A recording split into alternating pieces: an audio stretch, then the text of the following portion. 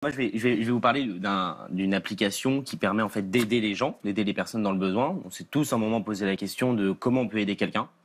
On n'a pas le temps, on ne sait pas ce que la personne veut, on est un peu hésitant, on n'a pas trop envie de rentrer dans son cercle privé et de la déranger. Et alors, c'est une application qui s'appelle Bénévole at Home, donc bénévole à la maison, et qui propose de mettre en relation donc, des anges gardiens, donc ça peut être vous, vers des personnes en situation de précarité qui ont besoin de tout ça.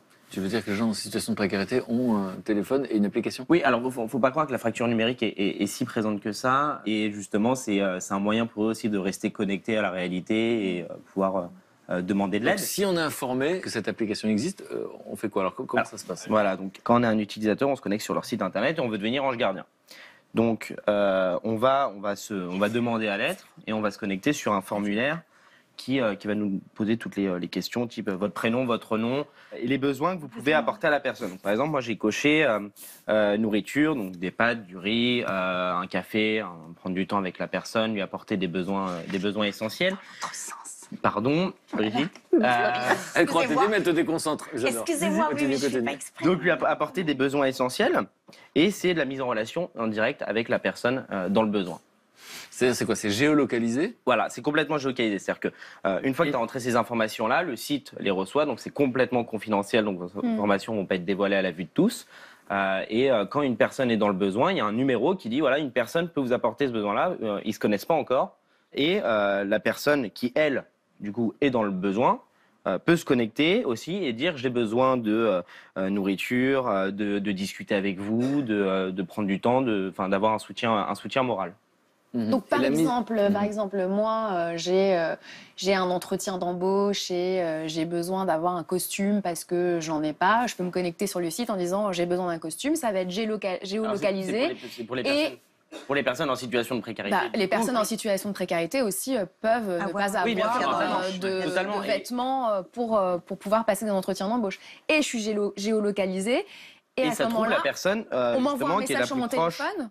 dans le quartier. Donc là, par exemple, c'est toute la France. Et donc, on voit qu'il y a un maillage territorial qui est assez impressionnant. Et ça permet justement de se géolocaliser, de se connecter aux personnes en situation de précarité. Super. Et aux personnes qui ont envie d'aider. Et donc, bon, tu vas nous dire si ça existe depuis longtemps et s'il y a déjà des résultats. Mais comme ça, spontanément, vous saviez que ça existait, ce genre d'application? Du tout. Je trouve ça formidable. Ce qu'il faut, c'est être informé.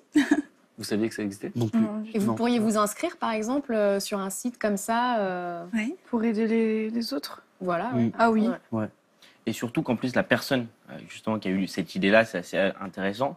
C'est un entrepreneur, il vendait des gros logiciels à des grosses boîtes, donc il gagnait plein de sous. Et puis à un moment, il s'est rendu compte que il avait besoin de donner du sens à sa vie et d'aider. Donc il s'appelle Grégory. C'est ce qui est juste incroyable, c'est qu'il s'est rendu compte en fait des chiffres de la précarité en France. Donc c'est 1 enfant sur 5 qui est sous le seuil de pauvreté et d'exclusion. Et il est très touché par ça parce qu'il il a 2 enfants, 2 filles. Du coup, il s'est dit faut que j'agisse. Et là, on peut aussi se poser la question, mais les anges gardiens, pourquoi ce nom? Oui, c'est ça, il a fait ce choix, pas par hasard, j'imagine. Non, pas du tout. Il a rencontré Léa, en fait, qui était une maman célibataire et dans le besoin. Et il l'a accompagnée, lui a apporté du lait maternel pour son enfant, lui a proposé de faire son CV, de l'accompagner. Et à un moment, Léa lui a dit oh là là, Grégory, vous êtes mon ange gardien. Et du coup, il a décidé d'appliquer justement ce nom à ses bénévoles pour donner vraiment du sens. Donc il est français? Oui. Et justement, il y a 600 à peu près 650 bénévoles qui sont répartis sur toute la France. Et là, on se dit, ceux qui ont un peu de temps devant eux, la journée, 2-3 heures pour réaliser des belles choses, je pense qu'on peut tous s'inscrire dessus et tous apporter notre aide. Donc c'est un endroit où on peut se rencontrer, mais pour aider, pour s'entraider, pour se tendre la main. Exactement. Non, mais surtout, Frédéric, toi, ce que tu dis souvent, c'est qu'aujourd'hui, c'est scientifiquement prouvé que aider, prendre le temps d'aider, ça rend plus heureux. Donc là, c'est relativement facile. Et en plus, surtout, ce qui est intéressant, c'est que c'est rendu facile grâce à la technologie. Et c'est rapide.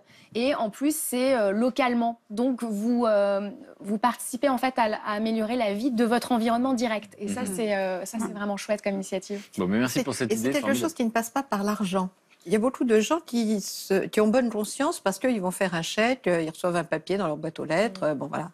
Et là, c'est un engagement différent parce que s'il y a le type qui veut son costume pour l'entretien d'embauche, le costume, il a appartenu à quelqu'un ou il appartient à quelqu'un. Et donc, le geste me semble différent.